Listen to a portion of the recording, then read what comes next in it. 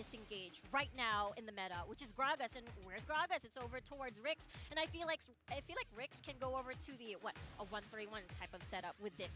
You know, get to the Riven to split push, get the Diana to split push as well. You've got disengage with the Gragas in the mid lane alongside with the Varus. It's a perfect configuration. Coach is giving a fist bump on stage. That means that we're getting ready to hop into game. So let's send it back over to the casters, Rafa and Stuart, to get into game number 2.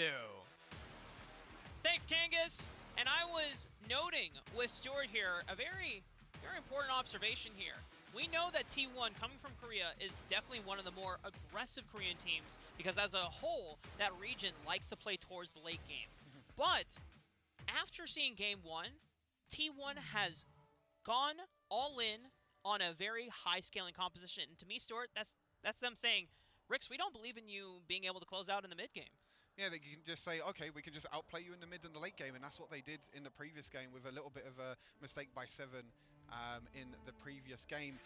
Interesting enough, BDG's gone for Fleet Footwork, which actually got changed quite recently as well. The healing has been reduced, but also now Fleet Footwork gives back mana, which is quite an interesting one. So potentially looking at BDG, looking to try and get as many souls as possible, keep on using the stacks as well, and you can see how aggressive they're already playing in the bot side. I mean, between the Fawn of Life procs from Nasus and already the Piercing Shadow, you're getting a decent amount of sustain already without necessarily needing Grasp of the Undying for the health stacking.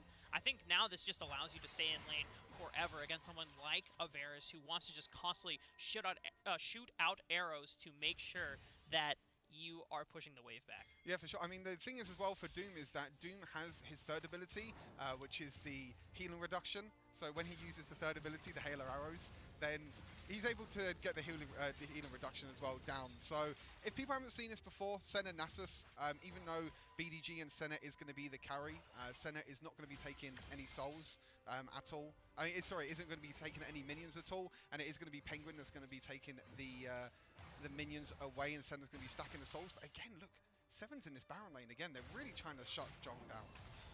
Jong recognizing, hey, I saw this in game 1, but they're still going to go for it. An early flash, but allows Random to land the taunt easily. Seven should be able to pack in the damage. Random taking the last turret shot. First blood does go over to Rix, but Jong is able to trade back. Really nice play. You know, the use of the flash, use of the hook shot as well to be able to escape. Not the best tower dive. Again, you can see what the game plan is for Rix coming in, and JY realizing that SC7 was on the opposite side of the map, but Snitch could get a little bit caught here. Oh, you got to be careful. Flashing away, and then the quick Lunar Rush to make sure he gets out of harm's path from JY, who was taking advantage of the fact that Seven was on the Baron side of the map, invading, trying to counter jungle as well. But taking a look at the replay for the dive once more. Yeah, we're going to take a look back at this replay at the dive. You can see that Random and Seven are trying to use the minions to try and catch them out. Really nice taunt, a really nice play, but the problem is that actually the slow on Camille's second ability actually makes it so Random doesn't escape, and even Seven has to flash straight afterwards. So even though, you know, Random didn't get a kill or anything, you know, he's behind in gold, which is kind of unfortunate. You know, it's a little bit of a trade-off in terms of jungle is ahead for Rix, but now the Baron lane is ahead for T1. And it is important for Rix to be ahead in that jungle matchup because we know that JY on this Graves, it is by far his most signature pocket pick. Just looking at the stats once again, 7 picks overall during the WCK playoffs. This is something that JY has gone to time and time again. And even though T1 aren't necessarily a dire straits mode as they have won the first game, but it goes to show that JY is looking back on comfort to make sure that he can close out the series alongside T1. And they've done this before as well, where they put JY on this hyper carry. As I say that, Clue, really nice explosive cast. And it forces the flash out of Penguin. He gets out alive, but now it's a summoner spell advantage. Meanwhile, mid lane, Jong locking down Snitch, knowing that he doesn't have flash from before, but the stand United Shield from Random saves his mid laner from going down. Oh, it was close, it's back and forth, and now Seven's coming in! Wind Slash at the ready, already popped on the Jong, a lot of burst damage, and Rix with a counterattack takes out the Baron laner of T1. We normally see the supports roaming around, but this game is the Baron laners roaming. You got Jong roaming into the mid lane, you got Random coming in with the Stan United as well. Really nice play on the side of Rix. But as I was mentioning, you know, with T1, they've played this sort of style before, where they like to put JY on the carry, and the rest of his team just plays like this utility AP sort of wave clear. they just use JY as their main carry, and then you just have Senna and Nasus, which is just really annoying to deal with. You have the wave clear with Ziggs in mid lane, and you have the lockdown as well from Jong in the Baron lane. Right, it's the story of T1 all-inning on essentially a very full-on scaling composition. And JY, once you give him a lot of time for resources, he is going to be a huge threat. RIX as well. They're going towards this Baron lane. BDG is here, though. Nasus is going to stay in the bot lane, but basically BDG is the support, so that's why you're seeing him roam around instead. But Stitch needs to be a little bit careful. He's completely fine for now, but you can see RIX, again, just going back and back and back to that Baron lane. You can see they're trying to get some deep vision in as well. Oh, That's a great pick. Yeah, RIX have all completely isolated out core. He's not on the mobile Ari this time around. It's on Ziggs, and without the satchel charge, you're not getting out of a pick like that alive. But T1, once again, going back to the Dragon as their priority. The Ziggs is dead, though, so it looks like random, and also Snitch as well! Snitch is looking to capitalize. Moonfall forcing the flash out of JY. He distanced back, but he's back in it with a true grit. Looking to stack up the armor, but Snitch dancing back and forth with the Lunar Rushes, gets out alive. He's random! The collateral damage is not going to take him out anytime soon. The rest of RIX are now starting to collapse. Jong is there with the Hexa cultivator. Random's already come in, but he is able to take out JY, and now he's looking in the 1v2 against Jong and BDG. BDG's keeping him at an arm's length with the mist, locks him down, forcing him away, looking for a couple more auto attacks, but Random gets out alive. But the Rift Herald on the Baron side of the map, meanwhile, this whole time, we're going to have to pay attention to some other point. Snitch, wait, the Stand United Shield, Random never used it. He's back in there, and he's got the Twilight Shroud. It protects Snix, but it's not going to be enough. Random now is able to trade back on the Jong, but flashing away from the dangerous BDG and core. The bomb is what clips him in the end. Like you said briefly as well, meanwhile, while this absolute fiesta was happening on the bot side of the map, Seven was able to take that top tower, and the Dragon's not even down yet. There's low health bars on the side of T1. There's no smite from Seven. He's on the other side of the map. He's dealing with Penguin right now. He might be able to get the 1v1 against Penguin, flashing forward the Wither, but you cannot slow all the movement dashes from Seven with the broken wings. But Jong might be able to lock him down. He's got two other friends here in Doom, including to escort him out safely. JY looking for it. Doesn't have collateral damage. Clue interrupts the dash over the wall, and then now it distances himself. Oh!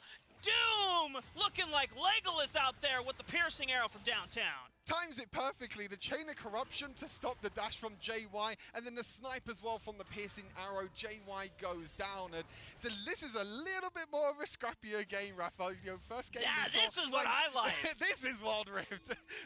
when Grand and Noma were casting series earlier, I was getting jealous. Like, oh man, these are bangers already. And then first game, like 2-1 for the first 10 minutes. This is what I want to see. Come on, RIX and T1, throw it down on the Rift. Give us more team fights. This is what we love about Wild Rifts. So let's go back down a little bit. You know, RIX have a goal lead again. Is another, 3,000, 2,000 goal lead. They did get this in the previous game as well. T1 were able to secure that Dragon, and the Rift Herald went over to the side of RIX. But Seven in the top lane, he's gone. You know, Seven has been doing some very impressive stuff on the Riven so far. However, you cannot outplay an Hextech Ultimatum. You cannot indeed, because it's just going to lock them down. And meanwhile, Penguin, he's not going to be able to do anything about Stitch and Clue as well. It's okay. As they lock him down, it's just back and forth at the moment. Trades across the map. Random trying to protect this Baron turret from going down. Meanwhile, Snitch and Clue getting as much damage onto the bottom turret as fast as they can. But thankfully for RIX, they already have done the damage of getting first brick thanks to the chaos that ensued during that first dragon fight that we saw. Yeah, exactly. And JY Snitch doesn't know he's in there. Oh, Snitch. He's got flash. Dodges out on the end of the line damage. JY not even bothering to pop the collateral damage. I'm really liking how both these teams are playing this game, though. You know, they're trying to use the sideways. They're trying to get isolation kills onto players that are kind of by themselves. But Seven's back again. I think he's almost got it. Oh, but that hook shot, though. Jong, very slippery champion on that Camille. Yeah, he cannot withstand the power of Seven, who is 2 items already on Black Cleaver and Death Stance right now, but he's got the safety to get out alive. Yeah, he's got that mobility to come out and stay up alive. You probably thinking why Random is not split pushing right now, but he doesn't have his ultimate available. That means Seven is using that time to try and get the side wave control over to the side of RIX. And again, it's the RIX the ones that are being proactive, which is kind of what we saw in game number 1. Okay, Snitch clearing out the minion wave with the Moonfall. Doesn't quite clip Penguin for enough burst damage to threaten all-in lethal. Clue is rotating on over to give some support for Snitch to make sure that this tower doesn't go down. We have the second Rift Herald of the game coming up in the next 15 seconds, but it doesn't really seem like any teams are strongly prioritizing it for the rotation right now. Yeah, you can see a little bit of a trade in the top side here. Jong's having a very, very nice time as Clue. Okay, flashing forward. No explosive cask available, the though. flash away This by seems a JY. little disastrous, though. JY being able to outplay and at least answer one back before. 7 answers with the wind slash. 1 for 1, and now it's a 2-on-1 against Penguin. Remember, he doesn't have flash from before. Knock up with the broken wings. RIX gets it done. Kill secure by Snedge. He didn't really do that much there, but he was just like, yeah, I'm just going to throw in my first ability and get the Come kill on, secure. man. He's doing his best. Random. Oh, he could outplay here. 1v2. Oh! True damage is a little hard to outplay there, Stuart. Yeah, I mean, even though the true damage does get nerfed a few patches ago, it is still quite annoying to deal with. It's Breaks still through true the damage. armor and magic resist. It doesn't matter if you build Banshee's Veil like Random has done. But again, it's trades across the map. You know, 2 towers to 1 at the moment on the side of RIX. RIX still has that little bit of a gold advantage with the towers as well. But now with this Rift Herald, looks like JY is going to try and secure it. All right, how do RIX get in here? They don't have Random here quite yet, but he has spawned up, and he has Stand United. So now you already know that T1 They're trying to going in. respect it. 7 committing all the way forward on to JY, but he answers back on the Clue. Snitch is on the right side of the map, but he is making sure that the rest of T1's backline is zoned away from the fight in the jungle quadrant. RIX already taking out Penguin and JY, and they're going to be able to pick up the Rift Herald on the back end. You talk about how RIX going to get into it. That's how they're going to get into it. They're just going to fully engage with Clue and They just 7. brute force their way Yeah, in. exactly. They knew that Random had the ultimate, able to get the ultimate down, and now 25 seconds until the Dragon as well. 7 trying to go in. I'm not too sure about that one. I don't think you're going to be going into that one. And 7 at times, this is where he can start to get a little bit overconfident. You know, we saw him make that little bit of a misplay that, I hate to say it, but kind of lost the game for RIX in that previous Damn. game, really. Hey, I mean, you it's know kinda hard what? to say, You're but- the EU caster. You said it, not me. You know, you can set the EU fans ablaze on you on Twitter after this game. I'm totally fine with that. I think totally fine I with think that. I saw something right before this match about how, hey, Stuart, all our hands are on. Everything depends on you and what you do. So, I think the players know me as like a bit of a caster curse at times, which hey, me a too. little bit Back sad. over in NA. Hey, we're black partners Is now. that why we got paired together? Who knows? Maybe everyone knows. Okay, Jong with the Hextech ultimatum trying to answer back. It is very tough for BDG to get alive out of this one, though, and the rest of RIX are pushing forward, but they're all choked up. That's a lot of burst damage in response from Core and JY. Beautifully timed ultimates together. A lot of damage being done onto RIX. Stand United onto 7, making sure that he is staying alive. They go back in, Snitch with a Moonfall, forcing the flash out of Penguin. They turn their eyes back onto the Dragon. Zhong all alone in that pit by himself. JY cannot get in there safely. And Penguin's trying to do as much damage as he can, but the poke coming out from Core and Penguin is going to be close for RIX. JY wants to go in. He wants to clean up the low health members from RIX here, but they are still standing strong as 5 members. Beautiful poke, though, from Penguin. Answering back. 2 members fall from RIX, and now they have to retreat. They are the ones on the back foot. Core from over the wall is finding snipe after snipe with these bombs. The poke damage from this bot lane on the side of T1, sorry, not the bot lane, the Ziggs and the Nasus, you know, all this poke that's going over the other side of the wall. There's nothing that RIX could do about it. They group together, they try to take the Dragon, but when you're that low, when you're against a Nasus with the poke and also Core as well, you just die just like that. Yeah, this is...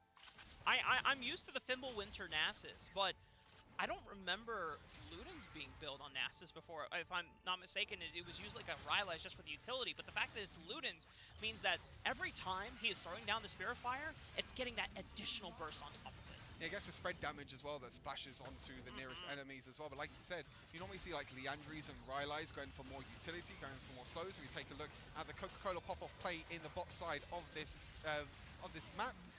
And again, it's RIX that kind of group together. You can see they all group together, but when you have the Nasus and then you have the Ziggs poke as well on top of that, there's nothing really that RIX can do.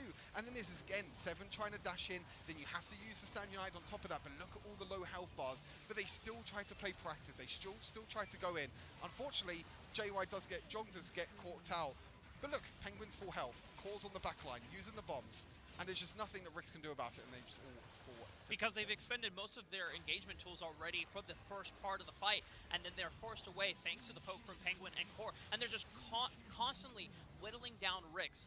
And this is a great demonstration of just battle warfare from the side of T1. Yes, they lost the initial fight, but they didn't lose the war that ensued over the dragon. I think one thing that T1 did really, really well in the first game was kind of stop the aggression from RIX. They played really, really passive. It's not really something that we normally see from T1.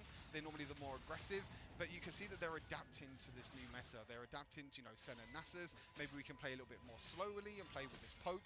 But you can see that even though RIX were the ones that engaged in and being proactive, it was actually T1 the ones who were in the back line just using that poke to get the advantage. 14 minutes into the game here, Stuart, and we find ourselves, even though, once again, RIX seeming like they had the mid-game advantage, T1 able to answer back, 7 finding himself in the 1v2 against JY and Zhong, but Random is there to turn the tides of the battle, forcing both the Baron laner and jungler from T1 away.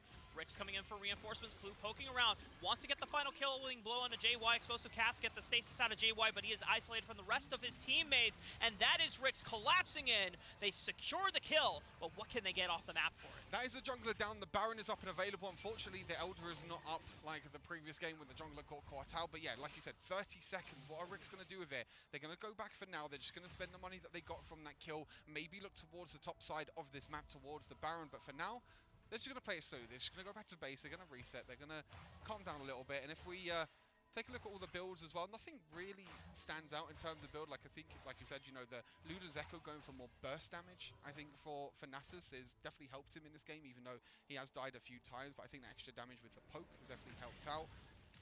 But across the board, Hull Breakers, Divine Sunderers, it's pretty standard. Yeah, and it makes the wave clear even more insane as well Yeah. for Penguin. So, combine the fact that you have Ziggs wave clear, you have Nasus wave clear, you even see JY expending his ultimate as well just to push back waves and not give any room for RIX to be able to find opportunities to knock down turrets. This is how T1 were able to come back in Game 1 as well. They held on, they didn't give a strong advantage over to RIX despite them winning a majority of the mid-game fights. We find themselves tied in gold. And for RIX, they wanted to end this game sooner, and now they have to be very, very crucial in the execution of the next upcoming fights, because those could be the last ones of the game. It could be. The Elder Dragon is going to be spawning soon as well. Look at the Ziggs damage. That was one ultimate. That was one ability by Ziggs. Ziggs bomb never fails to surprise me in terms of burst damage. It's just so disgustingly high you get later and later into the game. There was a little bit of a trade in the bot side with Random and Zhong at the moment, but nothing really going too well. And it looks like RIX are the ones that are trying to get the catch here at the moment. Unfortunately not, as they're just going to use a mid lane priority. They're going to push the minions, but we're in a bit of a situation now. We're in a bit of a scrappy situation, but the Elder Dragon is up in 30 seconds, and that could be the end of this game. RIX, if you want the Baron, they are definitely fighting for mid prio, but they're hovering on the Baron side of the map, and they're trying to goad T1 into face checking the bush, because then they can capitalize with their engage, with their pick tools. But T1, they're not falling for the bait. They're maintaining control because they know that the Elder Dragon is the key to victory. And if they all collapse onto Random right before this Elder Dragon, it's going to be like Game 1 all over again. Oh, the Ziggs bomb was so close. It was really nice explosive cast though by Clue. But like you said, RIX were focusing on the top side of this map towards the Baron. But that just gave T1 this entire control. And 7, you're all by yourself, but he's going to use the Stand United. Okay, so now RIX get to fight the fight that they wanted in Game 1. All 5 members are here. They're collapsing. It's a Stand United coming in because one member from T1 is late. Zhong trying to make sure that he can join the ties of the battle. Looking at the chain of corruptions, it's spreading to all the members of T1. They're getting locked up. RIX looking for the final bits of damage to close out the members of T1. Bottom lane is gone, but Snitch has also been in the dust here. RIX looking to see forward. It's all on 7. He's still got a GA. He's still got a second life in this one. Zhong trying to answer back on the damage. Tactical precision, enough to take out 1. But it's still a GA that needs to be popped from 7. Core all alone goes golden. Can he be protected? The GA is popped. Zhong is just going absolutely crazy in this fight. He has absolutely annihilated members of RIX.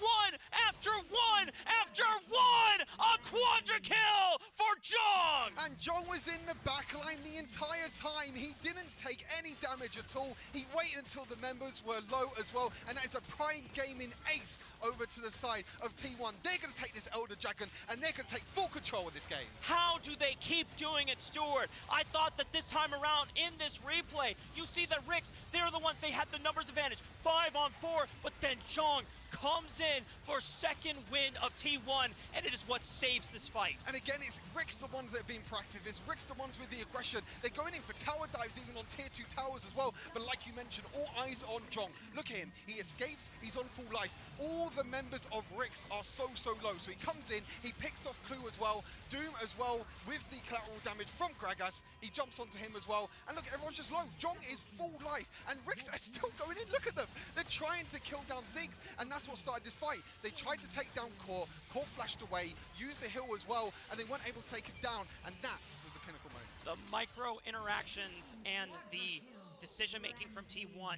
You could see the communication is just so crazy. Even the reaction from Coach June, just so relieved that T1 were able to pull off that miracle fight and secure the Elder Dragon. The game is not over yet though. Snitch, Moonfall engaged, has Stand United, but it looks like he's getting bursted out before Random can even arrive. And now Doom and Clue and Seven have to retreat from the members of T1. 4 was able to be traded out on the back end of it, but Jong is hitting on the Nexus right now. Random's trying to hold him back, but he's losing health fast, and the rest of RIX are looking to collapse, but that is ceding control of the rest of the map. Yep, Jong using that as a distraction, gets the inhibitor tower on the bot side of the map. There's not really much that RIX can do right now. The Elder Dragon has gone over to T1. They got the other dragons as well. They got the Ocean Dragon and the Infernal Dragon.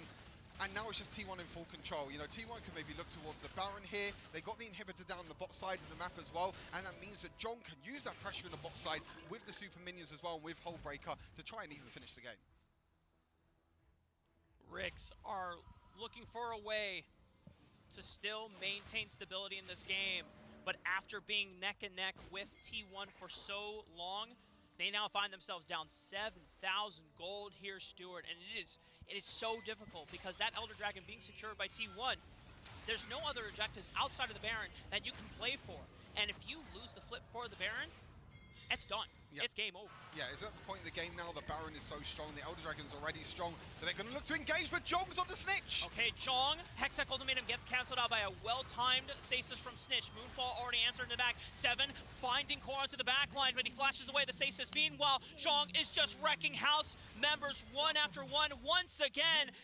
Seven doesn't even have a chance to answer back. Somehow Core didn't go down. It is just absolutely astounding to see how well T1 can play around each other's strengths and weaknesses, understanding where to be, and it's their teamwork that guarantees the win in this series. GG, well played. Over to the side of T1 again, a lot slower early game than what we expect coming out of them into Icons. They were down in gold, but again, it's the team fights for Team 1, and it's the defensiveness of T1 and knowing when to go in and knowing their little microplay. Just the absolute awareness too. I think T1 understanding everyone's internal cooldowns on each other. You even go back to that dragon fight where Jong just went absolutely massive, the quadra kill. That was all thanks to, obviously, himself isolating, picking off targets one by one, but also JY and Core using themselves as bait to force RIX into trying to pick in between targets. Because you know that if JY and Core just left for the hills because naturally they were on low health bars and it would have been understandable, but it was them saying, okay, we're going to walk them up, we're going to bait them in, and we're going to pull them apart. And then the rest of RIX couldn't decide to focus on a single target, and that just left Jong